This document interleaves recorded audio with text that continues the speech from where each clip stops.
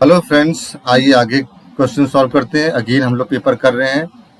ये पार्ट 2 है, ICSE computer application paper 2023 solve section A. Question 1 to 5 हम लोग ने प्रीवियस वीडियो में देख लिया था। अगर आपने नहीं देखा है तो इसका प्रीवियस वीडियो देख लीजिए, पार्ट 2।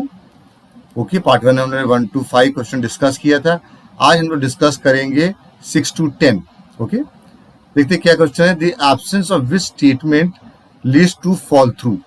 फॉल थ्रू क्या है? एक ऐसी कंडीशन है जो तब होता है जब अगर स्विच केस में अगर ब्रेक नहीं लगाया तो वो स्विच केस रुकता नहीं, वो अगले केस में चला जाता है, उसे कहते हैं फॉल थ्रू। जैसे गाड़ी में अगर ब्रेक ना हो तो गाड़ी रुकेगी नहीं, उसी तरह अगर स्विच केस में ब्रेक ना लगा हो, ब्रेक कीवर्ड ना लगा हो, तो वो अगले केस में चला जाएगा आंसर आने के बावजूद भी। ओके, तो चार ऑप्शन देखिए, कंटिन्यू है, ब्रेक है, रिटर्न है, सिस्टम डॉट एग्जिट है। सिस्टम एग्जिट प्रोग्राम तुरंत टर्मिनेट कर देता है, और रिटर्न और स्विच केस में हमेशा ब्रेक होता है। Okay, this is the keyword. तो राइट आंसर इज ब्रेक। आइए चलते हैं यहाँ पे। State the type of loop in the given program segment. देखिए, एक प्रोग्राम का एक कोड स्निपेट है, छोटा सा पार्ट है, एक स्टार्टिंग पॉइंट है, एंडिंग पॉइंट है, और ये है डिक्रीमेंट पॉइंट, और ये प्रिंट करना आई। चार ऑप्शन है, फाइनाइट, इनफाइनाइट, नल और फिक्स्ड। ओके, अब देखिए I5 स्टार्ट होगा प्रोग्राम। ओके, 5 - 2 I3 हो जाएगा, 5 के बाद 3, फिर 3 - 2 1, फिर स्टूडेंट्स 1 - 2 स्टूडेंट्स -1 स्टूडेंट्स, उसके बाद -3 -5। ये रुकेगा ही नहीं, क्योंकि जब तक I is not equal to 0, stopping point क्या है, यहाँ ब्रेकर लगा हुआ है कि जब तक 0 नहीं होगा तब तक लूप चले। अगर जब 0 ही नहीं आएगा तो लूप रुकेगा ही नहीं। इस स्टेट में चार ऑप्शन है, फाइनाइट, इनफाइनाइट, नल या फिक्स्ड। ओके, फाइनाइट लूप वो है जो लूप बंद हो जाएगा। भाई इसमें तो लूप बंद नहीं होगा, क्योंकि I नॉट इक्वल टू 0, 5 के बाद 3 करेगा, 2 करेगा, फिर -1 -3 -2, ये चलता जाएगा, 0 आएगा ही नहीं।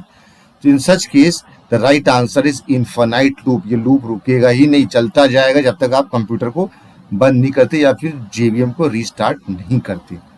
आइए अगला देखते हैं question. Question number 8, right a method prototype name check which takes an integer argument and returns a char. Char means data type. उसने कहा कि एक ऐसा मेथड बनाइए जिसका नाम है चेक, वो एक integer argument and integer value accept करेगा और रिटर्न करेगा कैर। ओके, फंक्शन कैसे बनेगा?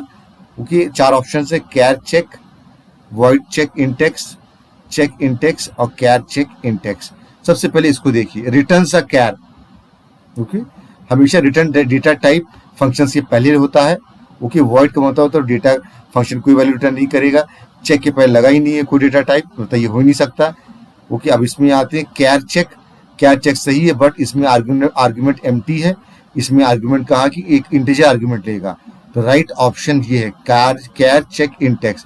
इंटीजर आर्ग्यूमेंट भी ले रहा और रिटर्न टाइप कैर है और फंक्शन का नाम चेक है, इसीलिए ये ऑप्शन बिल्कुल सही है। ओके, आइए देखते हैं अगला question, 9th question. Number of values that the method can return is. Students, method हमेशा एक वैल्यू रिटर्न करता है, ना कि 2, ना कि 3। देखिए चार ऑप्शंस है, इसका राइट ऑप्शन है 1 मेथड ऑलवेज रिटर्न अ 1 वैल्यू। ओके, आइए आगे देखते हैं। Predict the output of the following code snippet. Okay, आइए कोड स्निपेट है, स्ट्रिंग P20, स्ट्रिंग Q22 और इंटीजर डॉट पार्सेंट। ओके, ये रैपर क्लास है और रैपर क्लास का मतलब है ये इंटीजर में कन्वर्ट हो जाएगा, 20 और 22। फिर उसने कहा कि A को प्रिंट करो, फिर बीच में एक स्पेस दिया और B, और बोला कि क्या प्रिंट होके आएगा, 20 आएगा, 22 2 आएगा, या 22 0 आएगा, या फिर 22 आएगा। स्टूडेंट, चूंकि इसके अंदर स्पेस है तो ऑप्शन आएगा right answer B। Okay, this is the right answer B, क्योंकि A फिर स्पेस फिर B 22। आगे चलते हैं। The string class method to join 2 strings. अगर 2 स्ट्रिंग को कॉन्कैटिनेट करना है, जोड़ना है, इनमें से चार ऑप्शन में सही ऑप्शन कौन सा होगा? कॉन्कैट स्ट्रिंग ये होगा, या string dot joint string. Joint string जैसे कोई फंक्शन नहीं है। कॉन्कैट कैर, कॉन्कैट फंक्शन तो सही है, बट कैर तो एक्सेप्ट करेगा नहीं। और कॉन्कैट जावा केस सेंसिटिव लैंग्वेज है, कॉन्कैट फंक्शन हमेशा स्मॉल से लिखा जाता है तो सी कैपिटल है तो एक्सेप्ट नहीं करेगा, तो एक ही ऑप्शन बचता है कॉन्कैट स्ट्रिंग। कॉन्कैट भी है और ये एक्सेप्ट स्ट्रिंग करेगा, ये दो स्ट्रिंग को जोड़ देगा। ओके, ए डॉट कॉन्कैट स्ट्रिंग, तो आपका कॉन्कैट जुड़ के आएगा। आगे चलते हैं, the output of the function composition, okay, dot substring 3,6। Okay, देखिए सबस्ट्रिंग एक फंक्शन है स्ट्रिंग का। अब ये काम कैसे करता है, आइए काउंट करते हैं। देखिए 0 पोजीशन पे 1 2 3 4 5 6 7 8 9 10। इसका मतलब है सबस्ट्रिंग का जो पहला लेटर होता है वो कहता है स्टार्टिंग पॉइंट, और जो आखिरी आर्गुमेंट है वो कहते हैं एंडिंग पॉइंट। बट इसमें एक डिफरेंस है, स्टार्टिंग पॉइंट तो ठीक है, बट जो एंडिंग पॉइंट है वो n-1 होता है, मतलब 6 - 1 5। एंडिंग पॉइंट इसका 6 नहीं होगा, 5 होगा। ओके, तो आगे देखते हैं क्या ऑप्शन होता है। पोसी है, पॉस है, एमपीओ है, या फिर एमपॉस। देखते हैं 0 1 2 3, 3 से स्टार्ट हो रहा है, 3 4 5, पॉस 6 होगा नहीं क्योंकि मतलब 6 - 5 n-1, तो स्टूडेंट्स 3 पे शुरू हो रहा है, 3 4 5 पॉस पे खत्म हो जाए एस पे, तो right answer is pause. Okay, आगे चलते हैं स्टूडेंट्स। अब देखिए int x is equal to 32.a is an example of कौन सा टाइप कास्टिंग। अब देखिए स्टूडेंट्स, ये तो फ्लोट वैल्यू लिखा हुआ है और यहाँ पे int है। अब ये हम लोग फोर्सफुली इसको int बना रहे हैं क्योंकि students as you know that 32.8 float value int पे जाएगा ही नहीं, इसलिए इसको कन्वर्ट किया जा रहा फोर्सफुली। तो चारों ऑप्शन में कौन सा ऑप्शन चाहिए, इम्प्लिसिट, ऑटोमेटिक, एक्सप्लिसिट या कोएर्जन। ओके स्टूडेंट्स, इम्प्लिसिट ऑटोमेटिकली तो हम लोग कर नहीं रहे, फोर्सफुली कर रहे हैं। ओके, ऑटोमेटिक खुद से करेगा, इम्प्लिसिट मतलब ऑटोमेटिक ही है, कोएर्जन कोई ऑप्शन नहीं है, एक्सप्लिसिट मतलब हम लोग खुद से करें, ना कि ऑटोमेटिक फोर्सफुली कर रहे हैं। Okay, the right answer is explicit. दो तरह की टाइप कास्टिंग होता है, एक इम्प्लिसिट जो कंपाइलर खुद करता है ऑटोमेटिकली, और जो फोर्सफुली होता है वो एक्सप्लिसिट करते हैं। अब इसका आंसर आएगा 32, that's it. Are you understanding me? 32 इसका आंसर आएगा। आगे चलते हैं। Okay students, the code after compilation is known as, जब जावा प्रोग्राम को कंपाइल करते हैं तो स्टूडेंट्स जावा कोड क्या बनता है। पहले के टाइम पे जावा जो प्रोग्राम थे वो मशीन कोड में डायरेक्ट कन्वर्ट हो जाते थे, बट जावा एक ऐसा कंपाइलर है जो कंपाइल भी होता है और इंटरप्रेट भी होता है। जावा कंपाइलर जो जिस प्रोग्राम को सोर्स कोड को कंपाइल करता है वो डायरेक्टली मशीन कोड में कन्वर्ट नहीं होते हैं, वो कन्वर्ट होते हैं जावा बाइट कोड में। तो ये सारे ऑप्शन गलत है, सही ऑप्शन है जावा बाइट कोड। ओके, आगे चलते हैं स्टूडेंट्स। अगर आपके प्रोग्राम में एक सेमीकोलन मिस हो तो प्रोग्राम तुरंत रुक जाएगा, तो वो किस तरह का एरर है। चार ऑप्शन है, logical error, syntax error, run time या फिर नो एरर। तो सही ऑप्शन है सिंटैक्स एरर, क्योंकि सेमीकोलन एक सिंटैक्स है जावा का, अगर वो नहीं है तो वो एक सिंटैक्स एरर तुरंत जनरेट कर देगा। तो right option is syntax error. हर बार ये पूछा जाता है, इसके चांसेस बहुत है। ओके स्टूडेंट्स, आगे चलते हैं। कंसीडर फॉलोइंग, ये भी एक कोड है, पूछा कि इसका आउटपुट क्या होगा।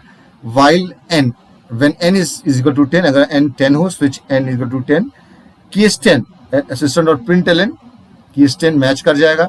10 to the 20 आ गया। फिर केस 4 में आया है 10 4 the 40, अब ब्रेक कर देना, डिफॉल्ट या फिर n प्रेजेंट कर देना। ओके, अगर 10 ऑप्शन है तो इसमें क्या बन के आएगा, इनमें से ABCD में कौन सा ऑप्शन। अगर मैं n देता हूं तो स्टूडेंट अगर n होता है तो 10 to the 20 आ गया, 20 और 10 4 the 40। ओके, डिफॉल्ट चलेगा नहीं क्योंकि 10 यहाँ भी है और 10 यहाँ भी है, केस मैच हो रहा है तो डिफॉल्ट चलना नहीं है। तो सही आंसर है 20 और 40। 10 4 चलेगा नहीं क्योंकि केस मैच हो रहा है और 10 to the 20 होता है। 20 40 स्टूडेंट ये println लिखा हुआ है तो एक लाइन में आंसर नहीं आएगा। देखिए इसको कंफ्यूज करने के लिए 20 40 दिया हुआ है, बट देखिए यहाँ पे println है, println का मतलब है आंसर दो लाइनों में आएगा। ओके, और 10 10 तो आएगा ही नहीं। ओके, तो राइट आंसर इज 20 40। आगे स्टूडेंट्स चलते हैं। A method which does not modify the value of a variable is termed as, वो ऐसा दो तरह के मेथड होते हैं, प्योर मेथड और इम्प्योर मेथड। वो मेथड जो does not modify the value of a variable, जो ऑब्जेक्ट की स्टेट नहीं चेंज करता है, उसे हम लोग प्योर मेथड कहते हैं, स्टेट अवे। और जो ऑब्जेक्ट की वैल्यू वेरिएबल चेंज कर देता है उसे हम लोग इम्प्योर करते हैं। तो right answer is pure method. ये स्टेट चेंज नहीं करता वैल्यू ऑफ वेरिएबल या फिर ऑब्जेक्ट, ओके, ना ही प्रिमिटिव मेथड, ना user defined method, state of a pure method. आई चलती 18, when an object of a wrapper class is converted to is corresponding data type. Student, जब रैपर क्लास का object बनता है तो उसे क्या कहते हैं, बॉक्सिंग कहते हैं या फिर अनबॉक्सिंग कहते हैं? Student, the right answer is unboxing, क्योंकि जब कोई भी ऑब्जेक्ट रैपर क्लास से होके आता है, डेटा टाइप पे बनता है। इन जैसे फॉर एग्जांपल इंट एक रैपर, इंटीजर एक रैपर क्लास है, जब वो इंट बनता है उसे हम लोग अनबॉक्सिंग कहते हैं। बट वही ऑब्जेक्ट, वही डेटा टाइप जब एक ऑब्जेक्ट बनता है, ओके, रैपर क्लास बनता है, तब हम लोग कहते हैं बॉक्सिंग, ओके। तो यहाँ पे राइट ऑप्शन इज अनबॉक्सिंग, क्योंकि ऑब्जेक्ट ऑफ रैपर क्लास एक प्रिमिटिव डेटा टाइप में कन्वर्ट हो रहा है, लाइक इन डेटा टाइप, तो इसे कहते हैं हम लोग unboxing, okay. The number of bits occupied the by value of A, number of bits, एक बिट्स में अब देखिए आपको ए सिंगल कोटेशन में है, और सिंगल कोटेशन में कौन सा डेटा टाइप रिप्रेजेंट होता है, वो होता है कैरेक्टर, कैर डेटा टाइप, और उसमें जो स्पेस ऑक्यूपाई होता है वो 16 बिट्स स्पेस ऑक्यूपाई होता है, मतलब 2 बाइट, ओके। तो राइट आंसर इज 16 बिट्स, ना कि 1 बिट, वो तो बुलियन डेटा टाइप होता है, ना ही 2 बिट्स, वो तो होता ही नहीं, ना ही 4 बिट्स। 16 बिट्स आपका डेटा टाइप ऑक्यूपाई होता है, क्या data type. Last question students, method which is a part of a class rather than an instance of a class, उसे क्या कहते हैं? Static method, non static method, wrapper class या फिर string method? Students, string method होता नहीं है, wrapper class भी नहीं है, नॉन स्टैटिक मेथड भी नहीं है। राइट आंसर है स्टैटिक मेथड। स्टैटिक मेथड एक ऐसा मेथड है जो क्लास को बिलोंग करता है, और इसको कॉल करने के लिए आपको ऑब्जेक्ट नहीं बनाना, स्ट्रेट अवे आप मेथड का नाम लिखोगे और वो तुरंत कॉल हो जाएगा, इसीलिए हम लोग स्टैटिक मेथड कहते हैं। नॉन स्टैटिक मेथड को आपकी क्लास का ऑब्जेक्ट बनाना पड़ेगा, फिर ओबीजे डॉट आपको स्टैटिक नॉन स्टैटिक मेथड का नेम लिखना पड़ेगा, तब वो कॉल होगा। Student, thanks for watching. अगर आपको कोई क्वेरी हो तो कमेंट बॉक्स में आप लिख सकते हैं।